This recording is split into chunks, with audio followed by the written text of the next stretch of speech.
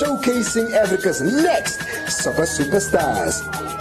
Only on One Africa Television, every Wednesdays at 18:30. Yay, is Super Disc on another level.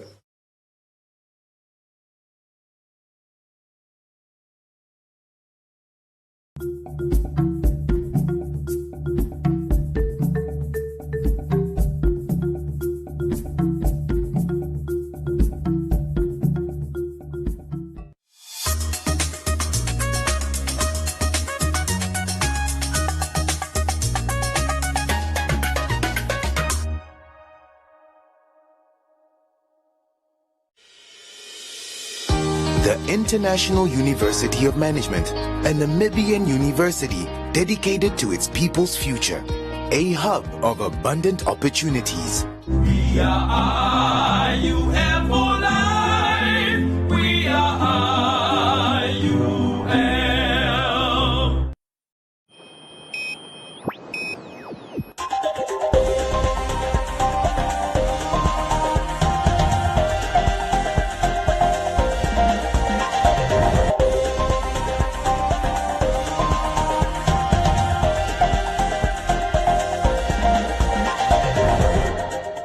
Good evening and welcome to Today on One. I'm Maggie Forciedo. In the news tonight, local female entrepreneur manufactures coffins to keep up demand during COVID-19. NCCI hands over field hospitals to government to curb COVID-19 pandemic. NC is hard at work tackling recidivism. And round up Business on One, Comments Corner, Sports and the weather.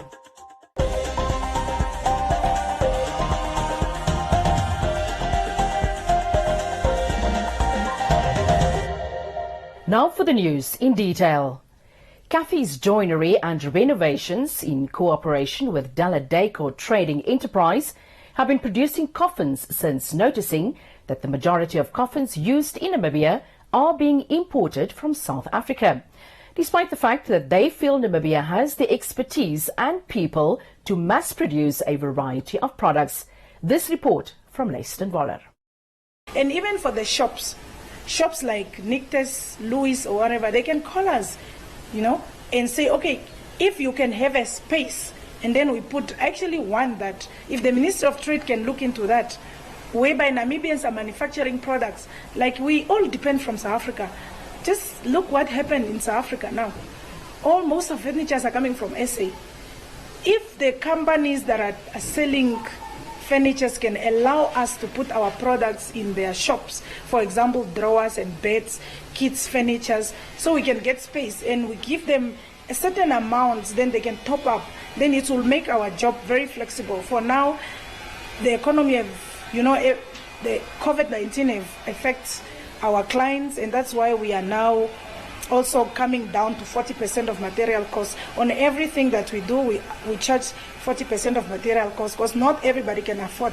We all don't have money. So for us, no job is too big for us.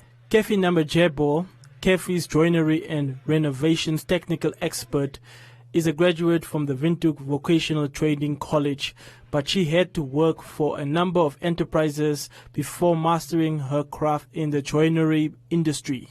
The VTC is mostly concentrating on wood, and that's why as a trainee you have to go to companies to get more experience. 6 months at school, and then the other 6 months you have to be on job attachment. And for me, I went to different companies. I went to Chinese companies, I went to German companies, and also Master Otto. I will show you, he will talk to you guys. He's the man that have been mentoring me in this trade, and he made me to love the trade more. I graduated in 2010. I finished 2008, but because of funds, I had to go work to be able to buy my graduation gowns and all that. So it was really a struggle, where I've been 5 years, and most people have been, it's a 3-year course, but I've been there for 5 years. Okay, for those at home, we not, like I have explained to you guys, we are not only concentrating on manufacturing of coffins, we are more on cupboards manufacture, on houses to renovate. For those who are building their houses, we are here. we have a reasonable price. We have a team that is ready to work, and also the coffins for those who are, we actually come up with a reasonable price compared to the big guys, whereby you can get your coffin for 5,000, but we don't include any transport. So you come to us, and then there is already products that are made. So you just come and pick, and then you go bury your loved ones. So there is a variable stock. But our aim is actually to supply to funeral undertakers, not to individual, but we had no choice for now. We just have to sell to individual as well.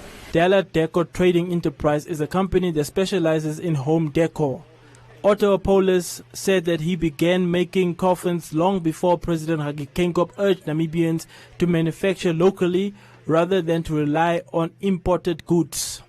1 month ago, I was sitting here in the office, and I decided, man, come on, you can make coffins. And why should you not start off the coffins? And I decided I would get my buggy, went to the suppliers, get material, and start making coffins. And after 2 weeks, I was already busy with the coffin making. The president was saying, we Namibians, if we can make the coffins, why not? Yeah. So then Kefi come and approached me and said, do you hear what the president said? I said, no, I was busy in my workshop, I didn't listen to radio and so on. She said, no, the president said we must make coffins. I said, as you can see, the coffins are already there. And so I told her, okay, marketing, do it. I'm busy in my workshop, you do. I'm doing that part, you do that part. So trainees working with Namujebo and Apollos shared their experiences in the industry with Today on One. Yeah, in the industry, I got a lot of experience, especially in cupboards. And as you can see, we even started the work with the coffins. Yeah, because we can see the government is ordering coffin from SA. Yeah, we are trying also to make ours at least to improve the economy. I'm still learning how to join, and I've learned a lot, and I hope I learn more. We have worked on tables and more cupboards, and as you can see, we have started with our coffins.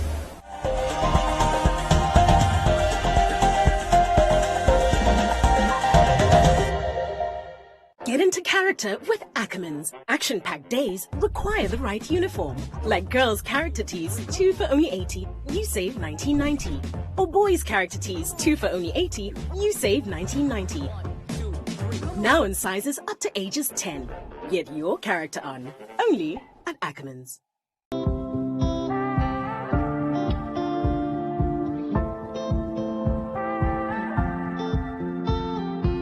Early this morning, woke up holding my head, hearing my heartbeat all night long. Shades of this motel keeping me in bed, reading the news, just trying to stay strong. I need to just get up, take a deep breath, keep it together, 'cause it's a beautiful day. Sun on my face, feeling okay. Don't let it get away. It's a beautiful day. Feel so proud, screaming out loud. It's a beautiful day. Beautiful day. Feel so proud, screaming out loud. It's a beautiful day.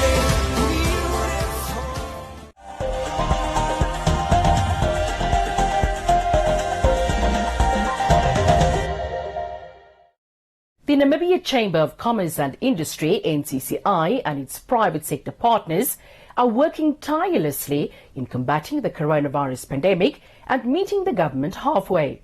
The NCCI, with its COVID-19 response initiative, has joined private companies to ease the load of the government by supplying medical oxygen, facilities and related equipment to state hospitals in the country. Hendrina Kanyolo has more. New COVID-19 field hospitals were handed over to the government as part of the private sector coalition in response to the COVID-19 outbreak. With the launching of the NCCI-led private sector COVID-19 response initiative, we have seen the overwhelming response from the Namibian business community to address and support our government with the supply of medical oxygen, facilities and related equipment to our state hospitals and public health facilities around the country. Exactly 2 weeks ago, we handed over 100 repaired beds and donated brand new mattresses to the Katutura Hospital. And the repairing of all broken beds in our public health facilities and hospitals around the country is ongoing. Preparations for the construction of a field hospital in Oshakati are also underway, and we will hopefully also hand over that facility to the government within the coming weeks. I am thrilled and humbled that today we are here at the site of a beautiful new COVID-19 field hospital that we are to commission also as part of the private sector coalition in response to the COVID-19 outbreak in our country. The field hospitals are among the donations funded in the second phase of the NCCI private sector coalition assistance to the government, which is focused on supporting the country's short to medium-term preparedness and prevention efforts to this pandemic. The Minister of Health and Social Services at the handover said that Namibia has been hit hard with the new Delta variant, noting that these facilities will play a big role to facilitate patients that will be hospitalized when infected with COVID-19. The current wave is driven by Delta virus, which was originally detected in India and has since spread to 132 countries across the globe, including Namibia. The main feature of the Delta virus are its high transmissibility and its high virulence. It caused many infections, hospitalization, and high mortality. All of a sudden, in Namibia, the existing health infrastructure, including hospital beds, oxygen supply, mortuary space, as well as health personnel, could no longer cope with the number of new infections. It is pleasing to state that the Namibian Chamber of Commerce and Industry, conscious of its social responsibility, took a decision to complement government efforts by increasing bed capacity, provision of oxygen supply, and by providing refrigerated containers for the preservation of human bodies. We are here today to witness the official handover of the 70-bed tented ward, which will be actually a ward administered under the Katutura Intermediate Hospital. The 70-bed facility, which will be commissioned today, will be managed as a ward under Katutura Intermediate Hospital. Shangula further said that although Namibia is seeing a decrease in infections over the past few weeks, the government will continue to increase bed capacity throughout the country to accommodate patients that will be hospitalized.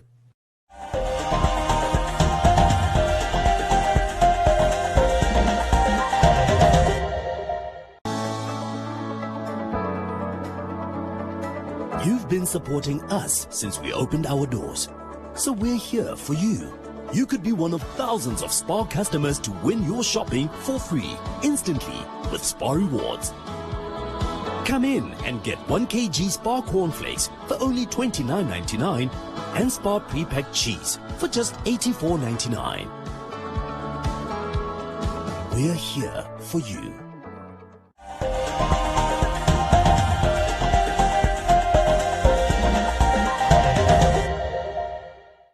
Reducing recidivism is a hurdle the Namibian Correctional Service is faced with, says the Commissioner of Central Staff, Sam Shalulange. He believes limiting recidivism will help eradicate most of the worst problems within the prison system.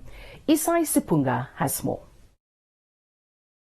Recidivism is when a released, convicted felon relapses into criminal behavior. Some of the inmates in Namibia's prisons are habitual offenders, says NCS Commissioner of Central Staff, Sam Shalulange.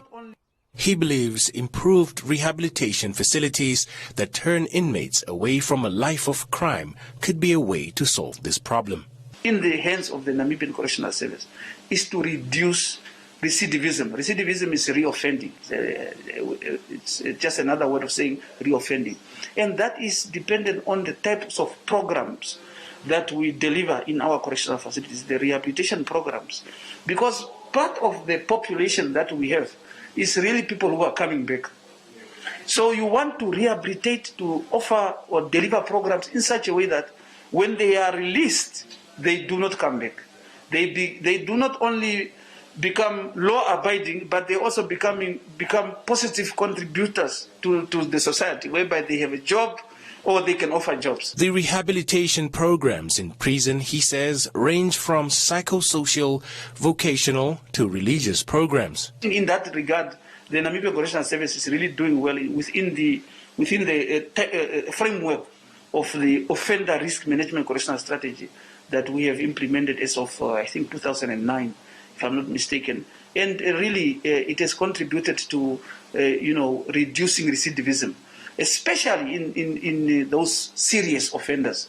You hardly see them coming back after they have been released. The inmates also take part in physical and mental sports.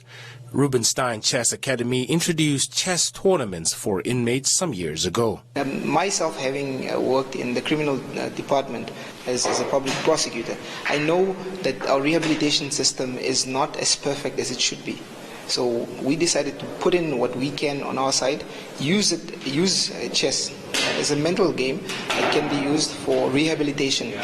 It stimulates the mind. I mean, they say, an idle mind is a devil's playground. And this guy is sitting in here. Some are here for a very long time, some for a very short time. But now we saw, while they're passing the time, why not introduce them to this game that they can then engage? And in fact, we want them to engage not just with themselves, but we want them even to engage with the wardens here. We want to curb those conversations we just want to talk about our gangs or past crimes and whatnot. Let's talk about chess. Let's talk about something we have in common. It is always keep me busy, and it is keeping from other things also, like bad activities in prison. There's no lot of activities which we can do. Unless we play such kind of games is when we feel that the stress is no more there. So you feel that to take out the stress.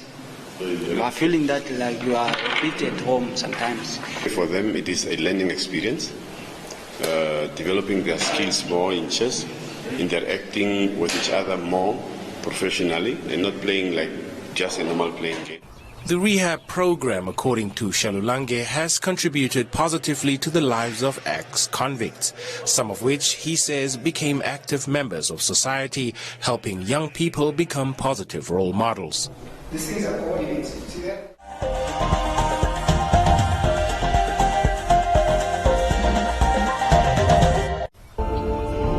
We can't wait to be together again. But until then, let's stay safe.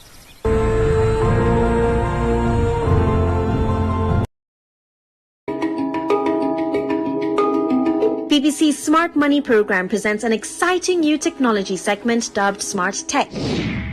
Ghana have a problem of unemployment, also the problem of housing and schools under trees. Now Plus wants to use the problem of plastic waste to solve the problem of schools under trees, housing, and create more jobs for the youth in the country. Bonjour. Hello, I am Sao Duniang, director of the Palms Luxury Boutique Hotel in Dakar. J'ai commencé. I started by cleaning a toilet. Today, I am the manager of my own 5-star hotel boutique with 60 employees. Étoile. To give more people access to these life-saving vaccines, South Africa and India have proposed a waiver of COVID-19 patents. And the move seems to be gathering momentum after receiving the backing of the United States. But even if the patent waiver is indeed granted, can Africa manufacture these vaccines at scale?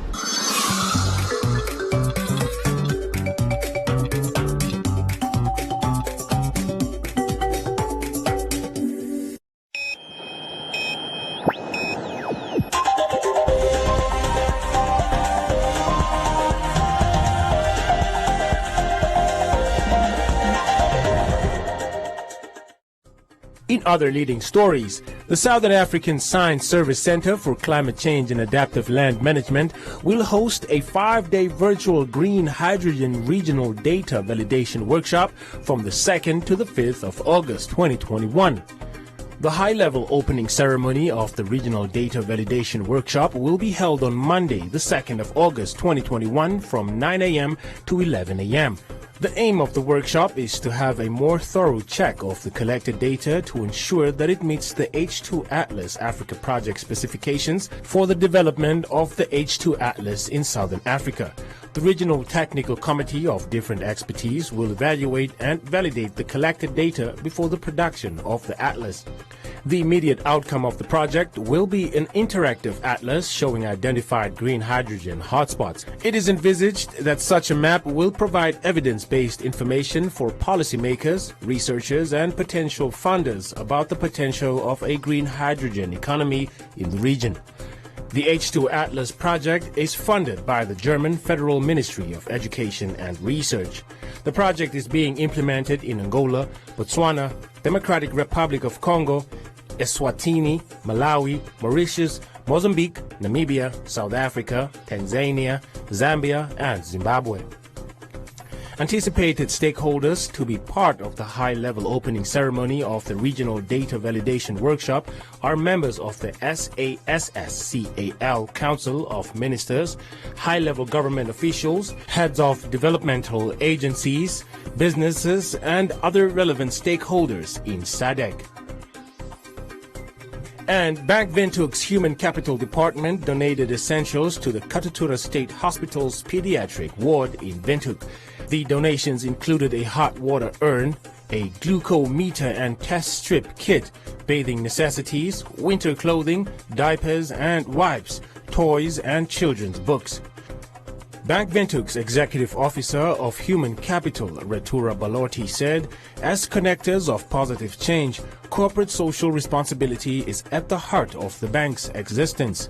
The Katutura Pediatric Ward cares for 55 infants, children and adolescents from birth up to the age of 18. Dr. Justina Lago, who received the donation on behalf of the Ministry of Health and Social Services, commended the bank for the gesture and said that the assistance would support the ward during these challenging times. The bank's human capital staff members also handed over winter clothes as part of the donation.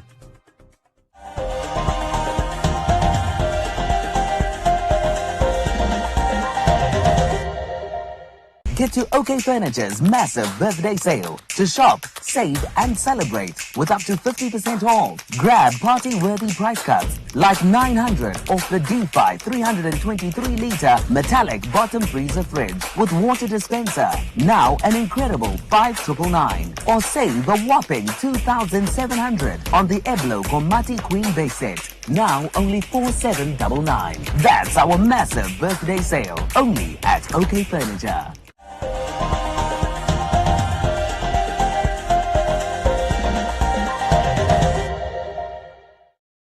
Joseph Shifeni is standing by for today's edition of Business on One and Economic Indicators.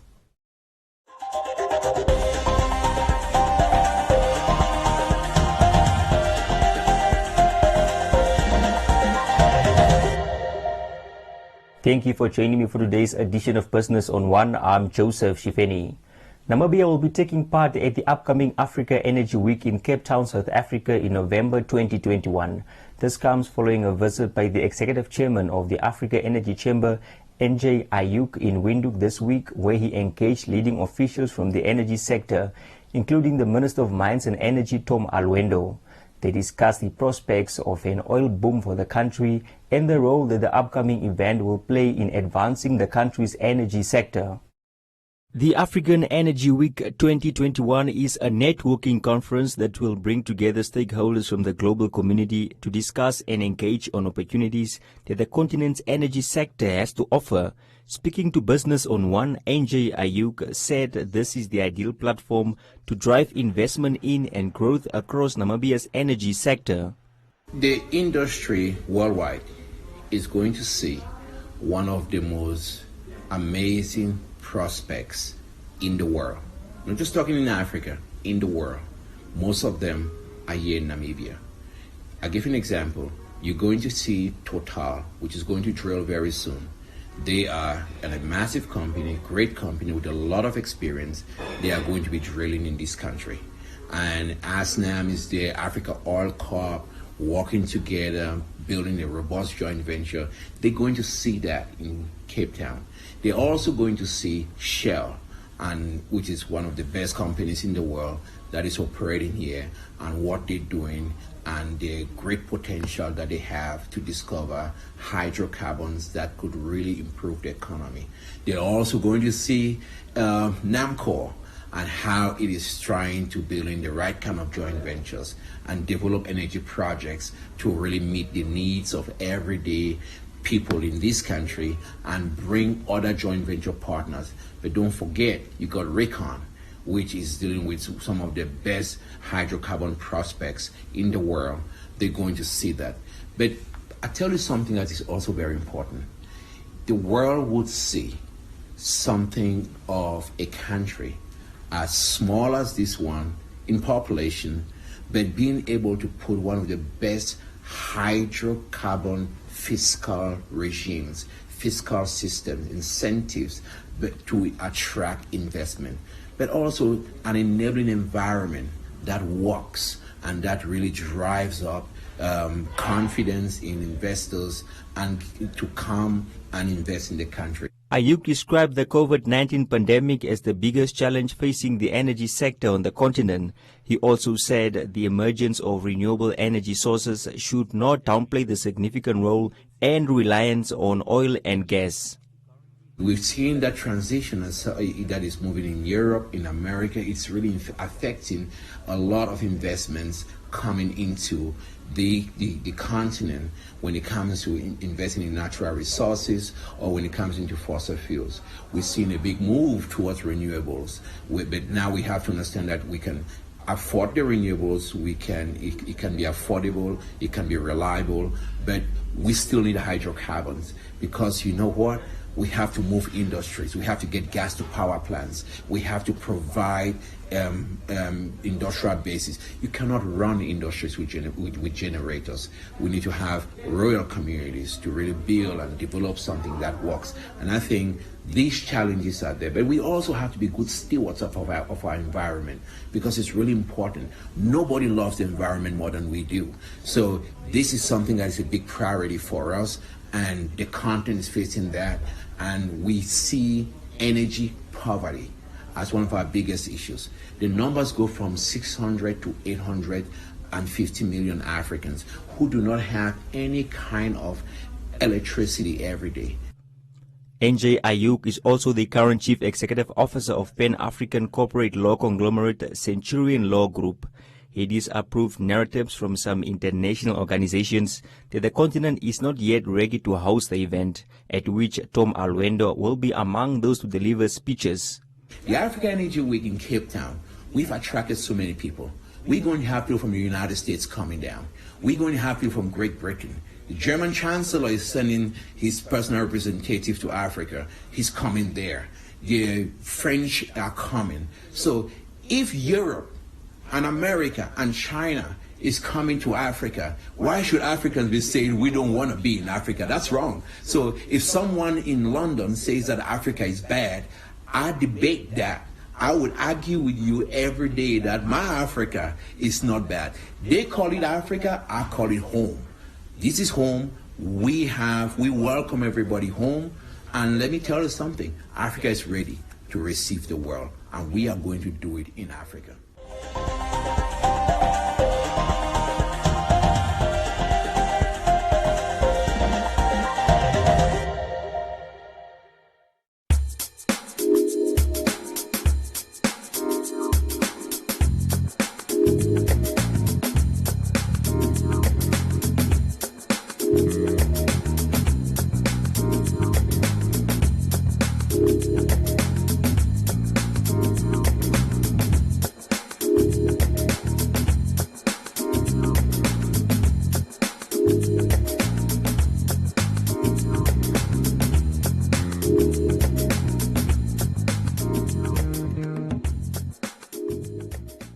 That's all we have for you. Join us again next time, and don't forget to follow us on our social media pages.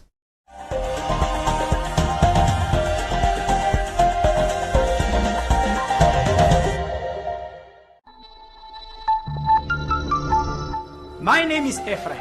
I say no to gender-based violence. Do you?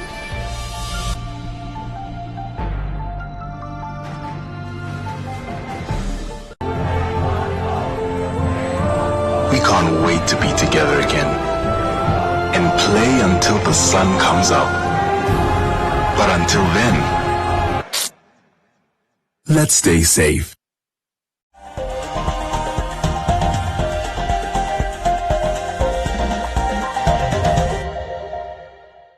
Time now for Comments Corner, your daily dose of comments from our social media pages. Stanley Kavetu, the head of legal affairs for the Affirmative Repositioning Movement AR, claims that the Labour Commissioner and the Labour Minister are deliberately delaying the Revolutionary Union's registration. According to Kavetu, the AR will be forced to approach the Labour Court. Sunny says the Revolutionary Union should become operational as soon as possible. Vakonenju says they are tired of waiting for the union to be established, adding that action should be taken. But Anton says he can't wait to be a member of the union. While Thomas wants the speedy process of the union, saying he is tired of corrupt unions in Namibia. That is all from Comments Corner. Be sure to post your comments on our social media pages for broadcast only on Today on One.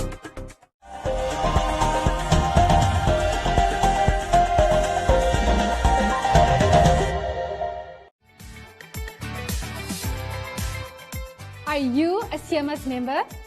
With HospiCash 100, you can get up to 100,000 Namibian dollars cover with a 30,000 limit per event from as little as 100 Namibian dollars a month. We understand that being in hospital can be stressful. That is why with HospiCash 100, you can cover your non-medical expenses by receiving cash payouts when you are in hospital, so you can recover stress-free. Interested? SMS your name and HospiCash to 555 and we will call you back.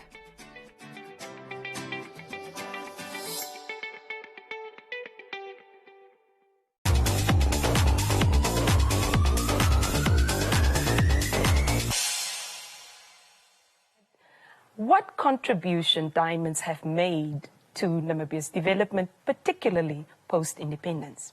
The Namibian diamond is special because they say it has a higher jewelry value than other diamonds. When you take 100 diamonds in other countries, I don't know, just a certain percentage can be used for jewelry, but for the Namibian diamonds, you can use a much higher percentage of diamonds for jewelry.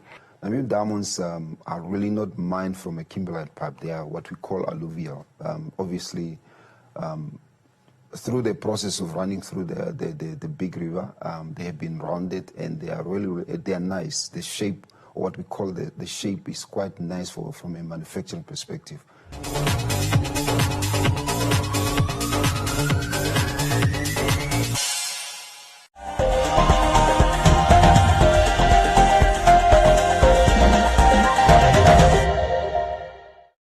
Time now for today's sports update with Chairo Musiandaka.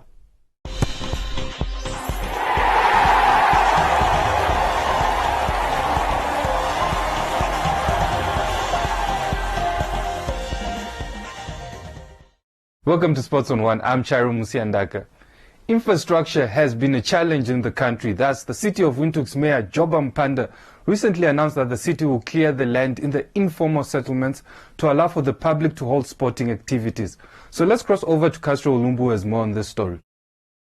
The city of Windhoek's mayor recently shared great news for Windhoek residents when he announced that land in formal settlements will be cleared to provide adequate space for sports activities for the youth. Today on One Sports, caught up with City of Windhoek Corporate Communications Officer Harold Akwenye for more on this initiative.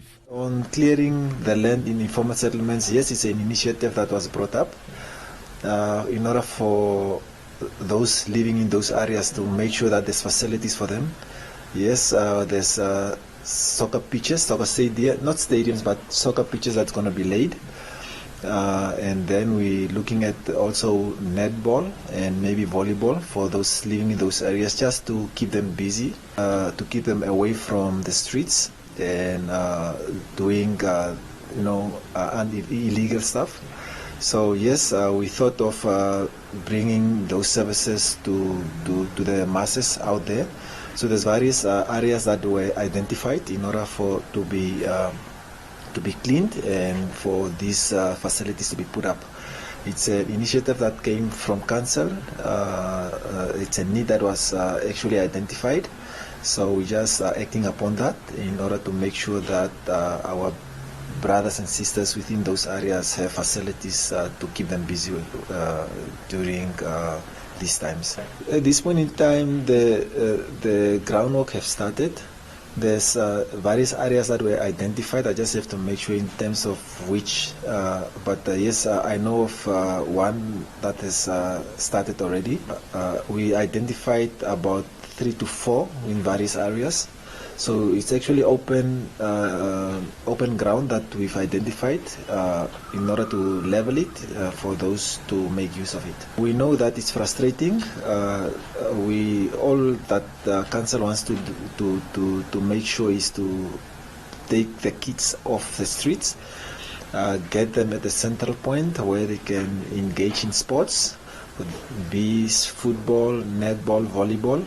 So yes, this is not all. There's also certain parks that needs to be upgraded to be put down within those areas also. So it's a whole range of sports facilities that we're trying to bring to our masses. Furthermore, the country was also hit with news that its national stadiums will not be used for international football matches, as according to the Confederation of African Football CAF, the stadiums are not up to standard and need a revamp. The Sam Nujoma Stadium, which is under the provision of the city of Windhoek, is one of the stadiums declared unfit by CAF. Earlier this year, the mayor visited the stadium to assess the situation, and according to the city's communications officer, they are currently waiting for feedback from their partners in order to find a solution. With regard to the Sam Nujoma Stadium, at this point in time, we just engaged our stakeholders, which is NFA and the Ministry of Sports, and just to find amicable solutions as to how we can go forward with repairing the stadium itself. So at this point in time, it's just deliberations still, and then we're still waiting for our capital projects to be approved in order for us to make moves on repairing the stadium or revamping the stadium, and to make sure that those cracks are out of the way. But at this point in time, I think it's still unsafe for the use of the stadium. But in due course, definitely we on an upward trajectory in order for us to get to a consensus as to how to go forward with regard to that. In a recent press statement released by the Confederation of African Football dated 31 March 2021, a report from the Secretary General was given to the EXCO on the state of infrastructure on the African continent, which are no longer fit to host international competitions under CAF. An agreement was reached that the improvement of several infrastructure be prioritized by CAF and a detailed plan will be presented in a short term. Namibia is hoping to be part of the countries that will benefit. Well, that's all we have time for you today. So join us again tomorrow for Sports on One, and also don't forget to follow us on our social media pages. Well, back to you, Maggie. Thank you, Charu, for the latest in sports. Time now for the weather forecast. First, an advisory from the Windhoek Met Office. Heat wave conditions are expected along the coast and the Namib Desert, where sandstorms are most likely. The interior will be sunny and mild in the south, otherwise sunny and mild to warm, but hot over the Namib Desert with sandstorms. The coast will be sunny and warm to hot with sandstorms at times, and wind will be moderate northeasterly to fresh easterly. Now let's have a look at the minimum and maximum temperatures across the country and beyond.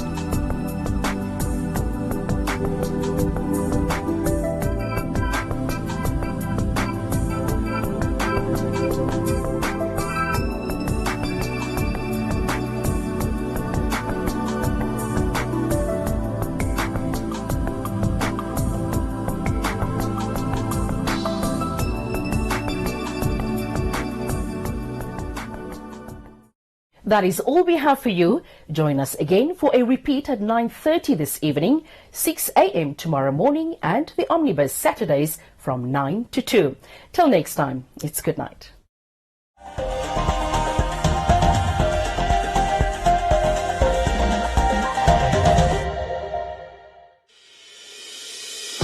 The International University of Management, a Namibian university dedicated to its people's future.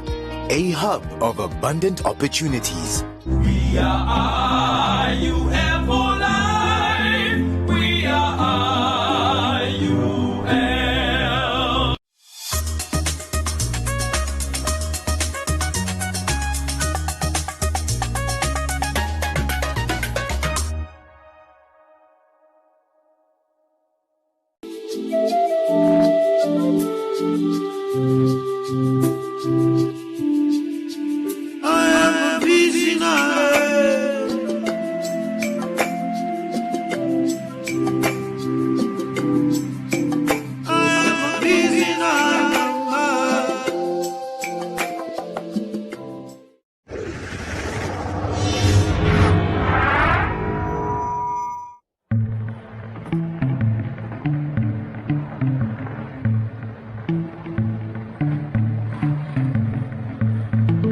I like rhinos.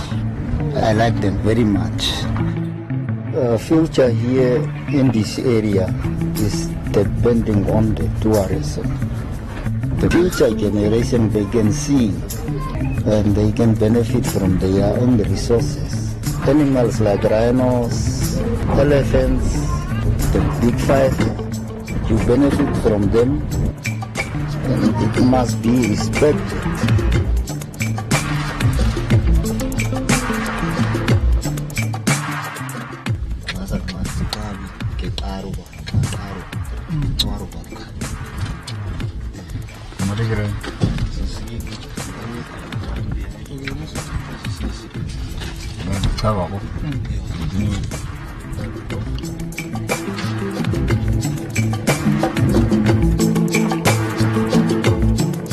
You are not feeding the rhinos, you are not giving them order, so it's a free business.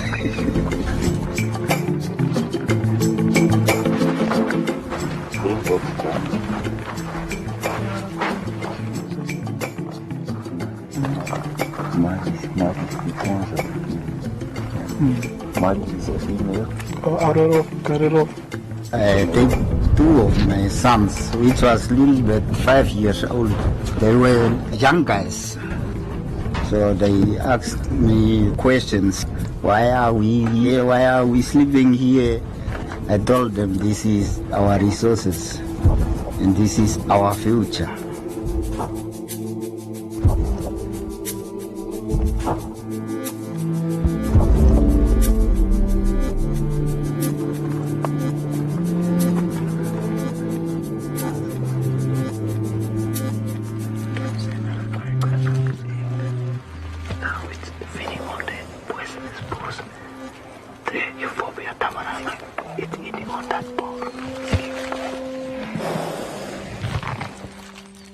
My first memory of going with my dad is that I learned new things. As I grow up as a man, I see an opportunity in it. So I decided to look for a job pertaining tourism. So that's when I was employed at Palembang. So I decided to go for tour guide studies, because I grew up with the tourism industry, the wildlife, the rhinos and everything, to bring that experience to the tourists. You can see the hyena. The biggest change is I was employed, getting paid, and also I can now support my family.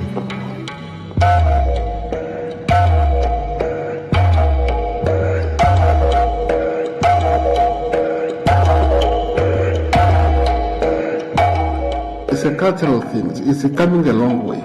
Even if you go to area like Tweefontein, area was a lot of paintings. You will see rhino engravings on the rocks. That is an indication that the interaction between human, especially the local communities and wildlife, is dating back. That intimacy relationship is coming for a long time.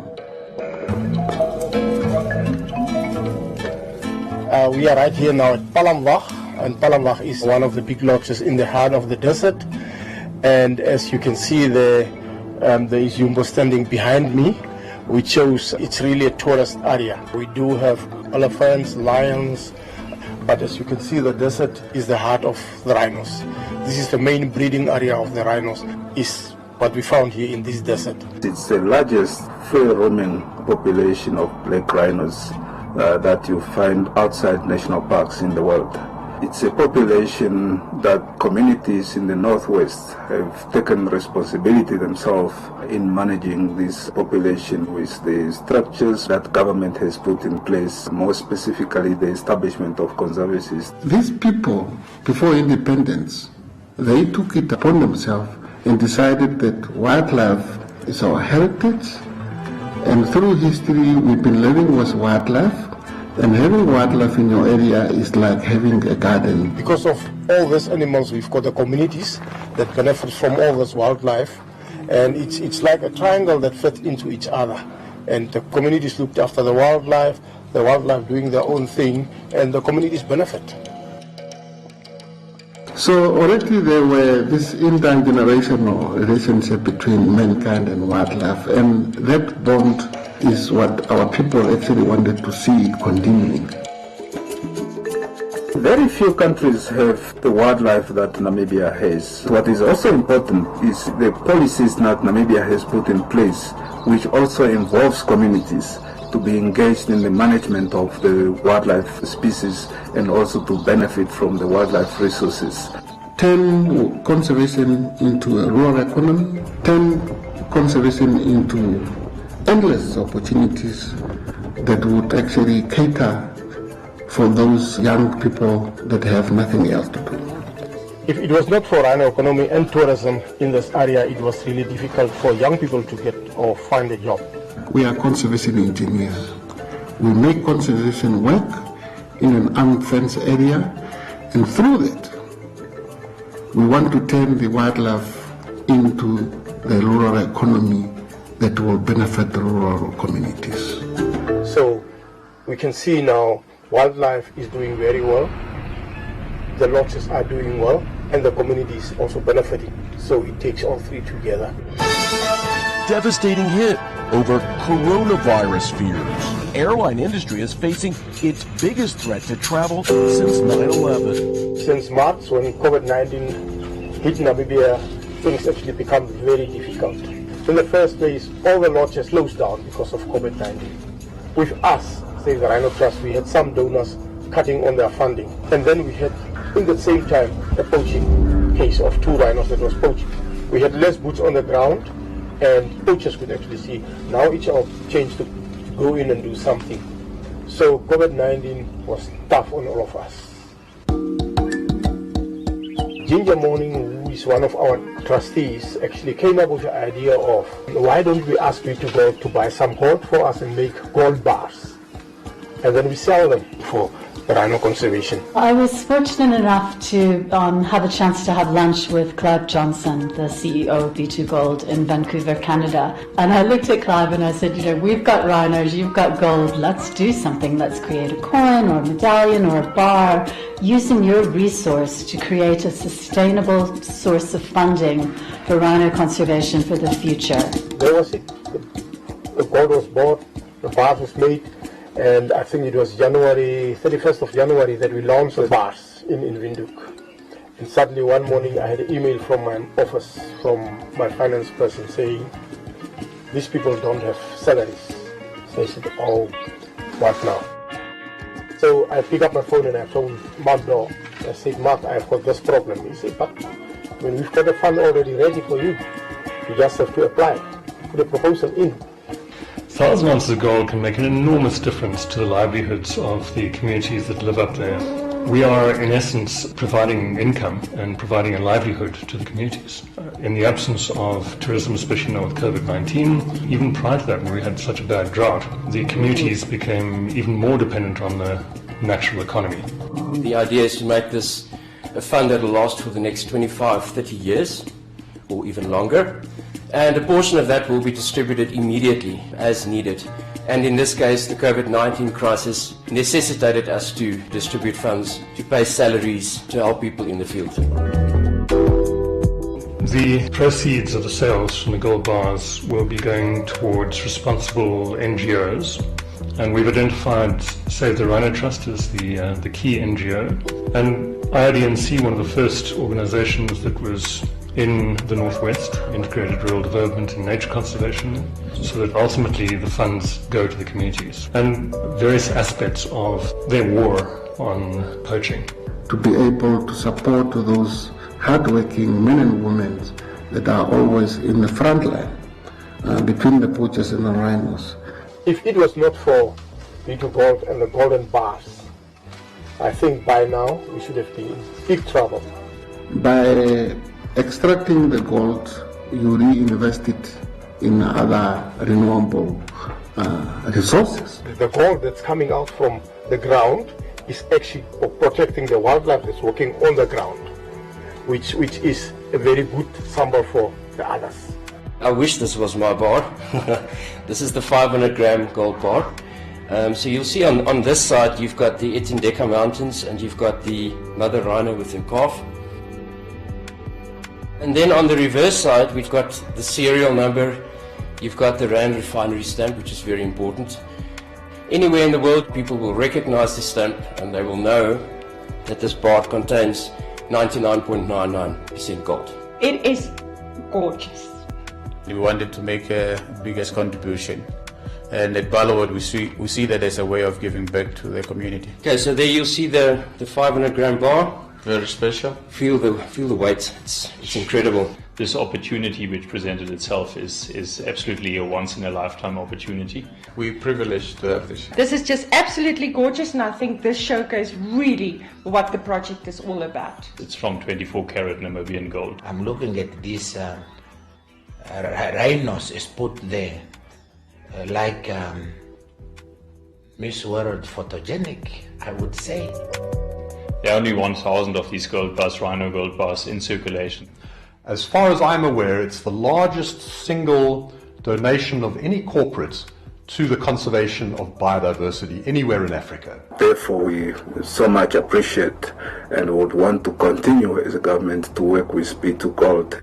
And the fact that it's happening here in Namibia is something that we can all be extremely proud about and very grateful to B2Gold. Thanks to having this literal pot of gold through the funding for the Rhino Gold Bar, we're able to step in now and make sure that those trackers are supported, and so are their families and their communities.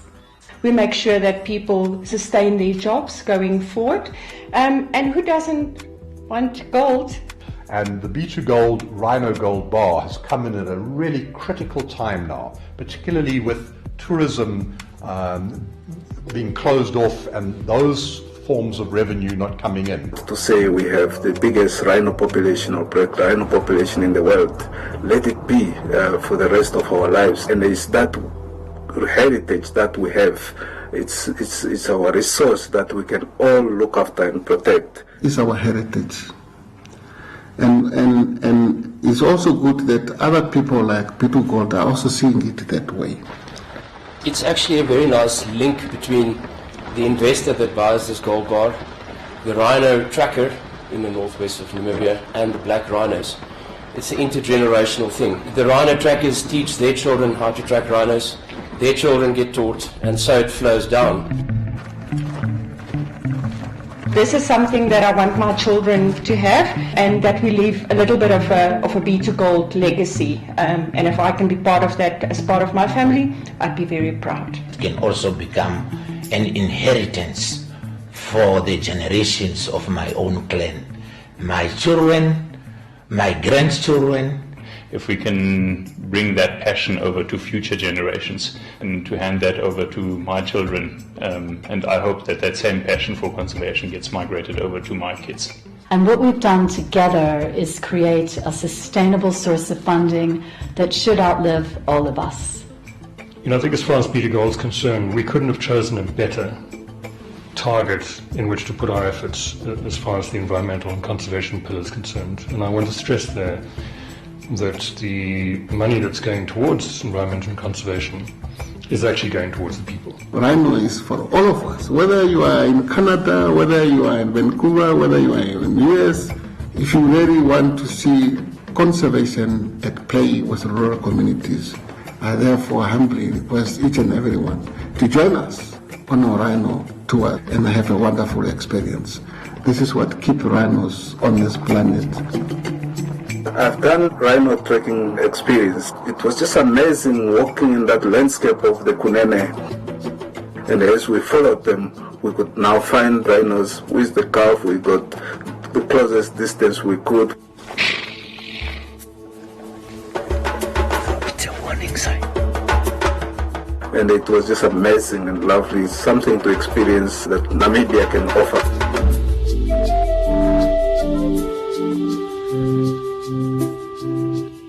It's something that you have to do in your life.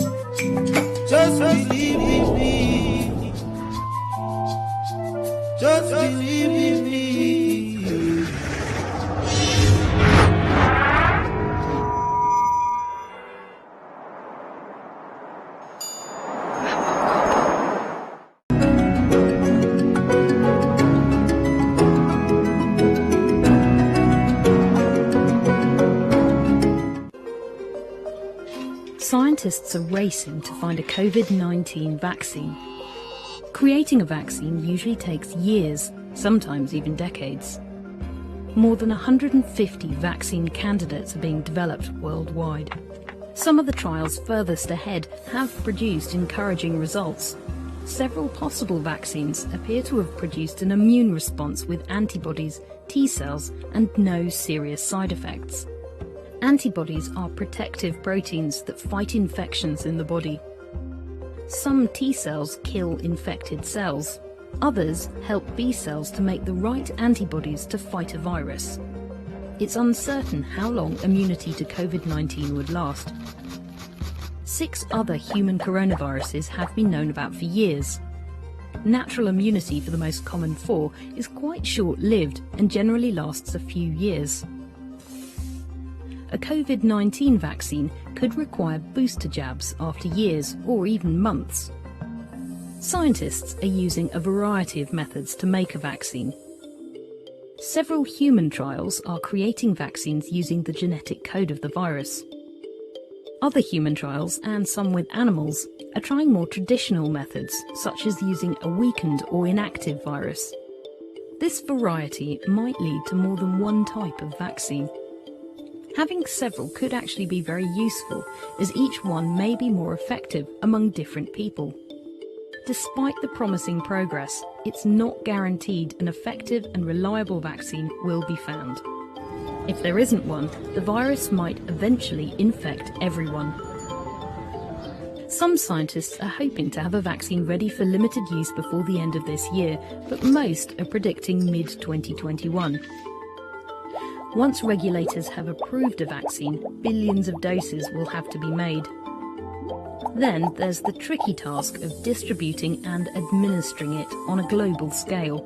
Collaboration will be needed so the poorest don't miss out. Health workers could be at the front of the queue to get it. But who should be next in line?